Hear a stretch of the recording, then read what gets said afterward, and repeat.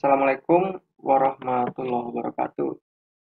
Kembali ke channel Geografi bareng saya Agnes Setiawan. Oke, kali ini kita akan coba bedah soal KSM yang Kemenag ini ya, Madrasah tahun 2019. Sebetulnya buat belajar KSN juga sama aja sih, jadi nggak jauh beda ya. Jadi materinya tuh sama aja sih, untuk kontennya sama. Jadi bisa digunakan buat menggali terus topik-topik konsep-konsep konsep-konsep sorry konsep-konsep yang ada pada soal tersebut ya. Semoga bisa dipahami dan nanti ada sedikit-sedikit pencerahannya. Jangan lupa untuk klik subscribe-nya, jangan ragu-ragu dan nyalain loncengnya biar update terus nanti. Oke, nomor ke-1 ini ada paragraf panjang banget nih. Ada paragraf panjang banget. Oke, disuruh baca pastinya. Materinya konsep geografi, ini udah pasti lah bab 1. Untuk mendatangi Pulau Lira, daerah terluar Indonesia dekat dengan Timor Leste, Menteri BUMN Rini Sumarno menyatakan bahwa perjalanan untuk sampai ke wilayah tersebut membutuhkan waktu yang panjang. Saya garis bawahi ya. Saya kasih underline. Untuk sampai ke sana saya harus naik pesawat ke Ambon. Kita charter pesawat ke Pulau Moa, itu ibu kota kabupaten dari Maluku Barat Daya. Dari situ saya naik kapal ke Pulau Lira. Memang kalau dari Jakarta ke Dili itu bisa langsung. Hanya pindah di Bali, kemudian saya naik kapal dari Dili ke Lira. Tapi saya tidak mau lewat situ.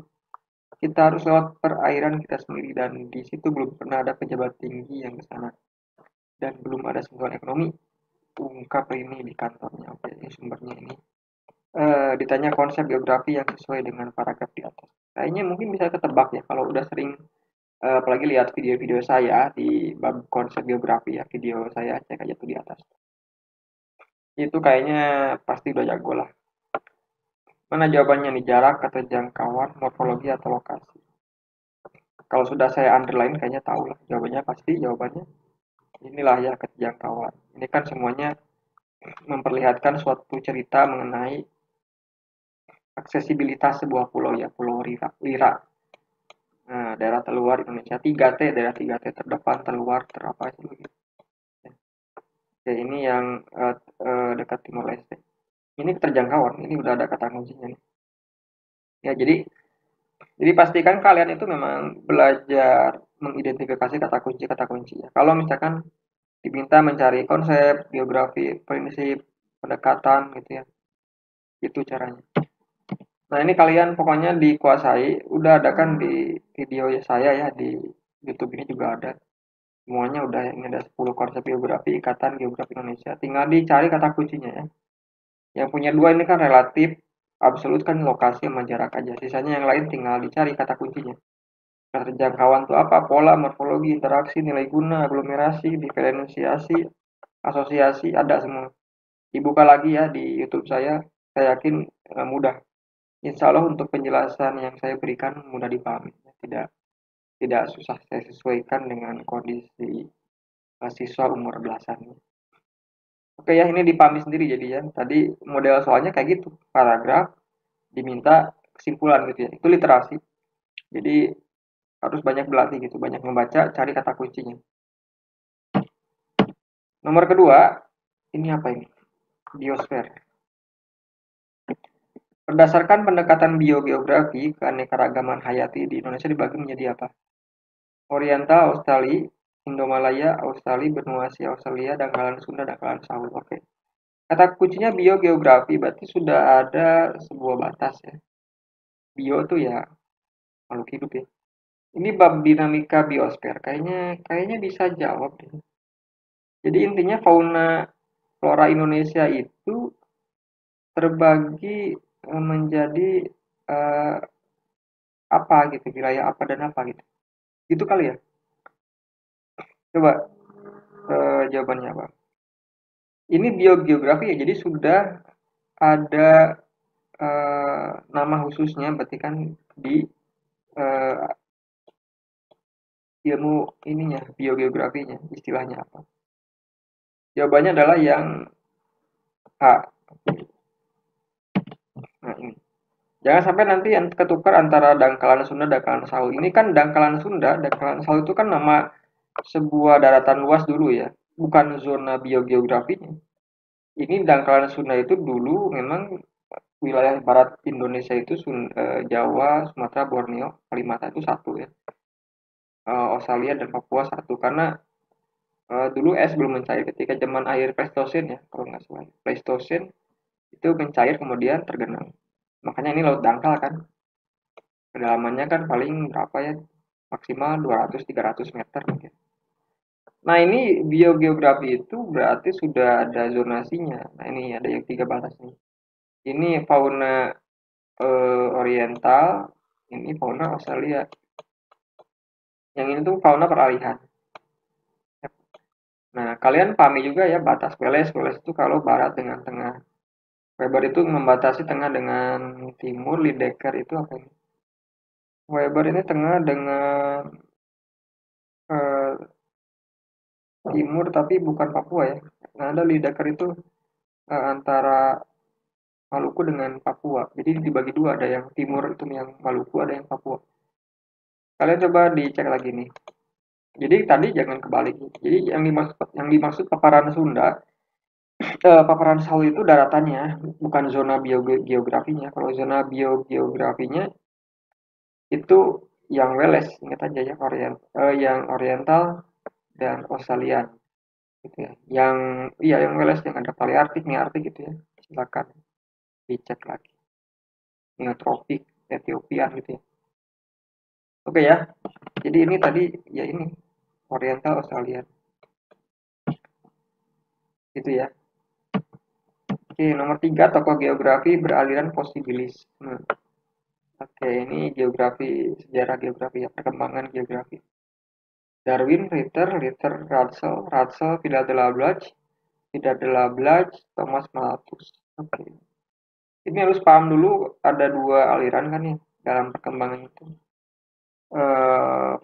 Fisis determinis dan posibilisme. Oke, coba masih ingat nggak jawabannya apa? Sebelum saya bahas. Jawabannya yang D. Ada dua aliran yang berkembang saat geografi itu berkembang dari sebuah catatan menjadi sebuah ilmu ya dari zaman dulu sampai sekarang. Yang pertama yang awal itu ini fisis determinis, yang kedua posibilisme. Fisis determinis menganggap alam itu dia mengendalikan kehidupan manusia semuanya. Jadi kita itu sangat tergantung dengan alam. Hujan nggak keluar rumah, nggak ada air nggak bisa bertani gitu ya. Kemudian manusia yang mengendalikan alam itu posibilisme ini yang sudah agak modern. Sekarang itu era posibilisme ya, meskipun memang ada masih tetap fisis determinis masih ada.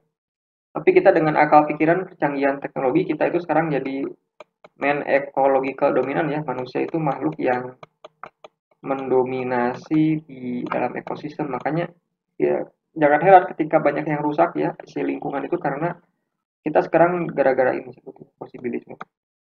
Nah, siapa saja tokohnya? Ini harus dicari di Google, cari aja tokoh-tokohnya.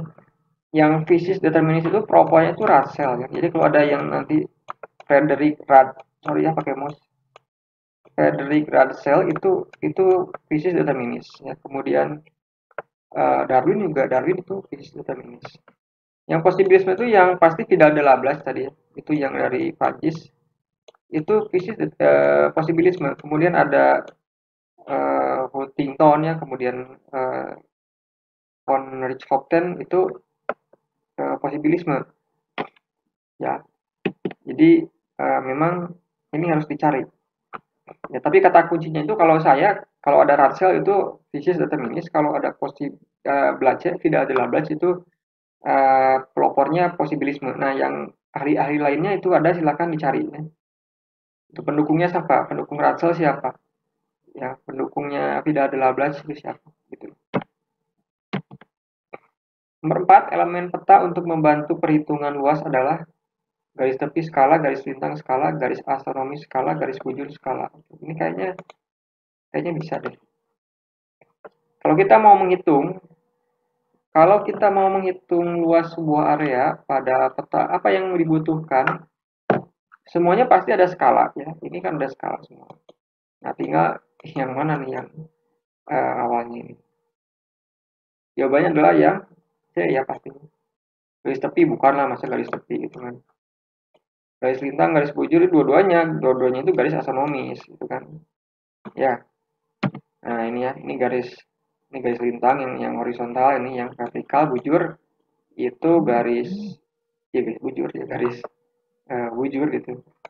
Nah, ini kan kalau misalkan mau menghitung luas kan misalkan luasnya ini berapa ya.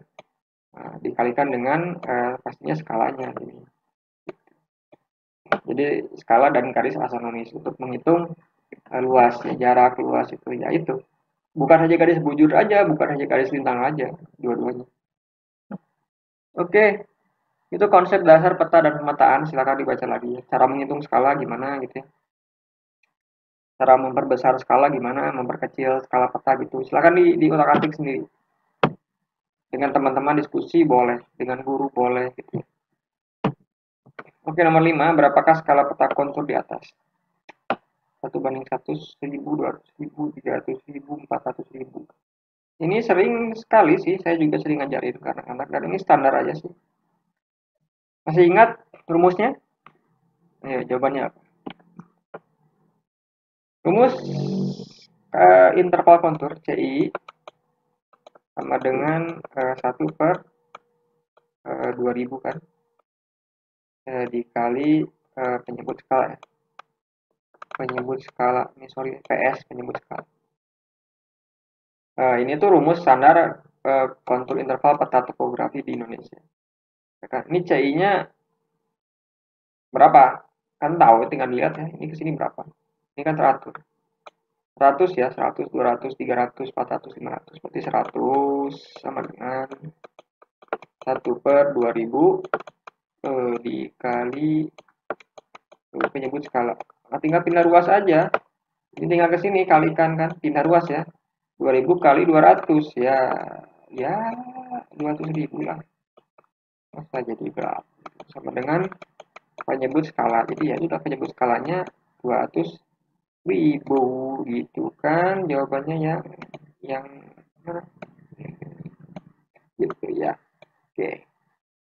Oke, ini kontur interval nanti juga bisa aja kan ada juga soal yang nanya daerah yang curam mana ya gitu kan, pernah kalau di KSN X ini Y, mana daerah yang terjal, yang landai, yang datar, beda ya, ada daerah datar, terjal, landai itu sampai kayak gitu. Silahkan dicek lagi deh, dibaca-baca lagi ya, kemudian menghitung kemiringan lereng apa gitu ya, itu yang variasi lebih agak susah. Kalau ini masih model standar lah kalau ini, tidak terlalu rumit perubahan dari ini CI dan penyebut skala doang, tinggal nyari CI atau nyari penyebut skala gitu kan, pilihannya dua gitu, tergantung soalnya. Oke ya, nah itu untuk sedikit start awal untuk soal KSM madrasah geografi. Nanti dilanjut lagi, pokoknya subscribe aja ya, dan ini juga bisa saya ingatkan untuk digunakan untuk latihan yang geografi ya. Untuk KSN yang Kemendikbud ya, SMA yang bukan aliyah, sama aja ya. Oke, terima kasih. Mohon maaf kalau ada kesalahan ya. Assalamualaikum warahmatullahi wabarakatuh.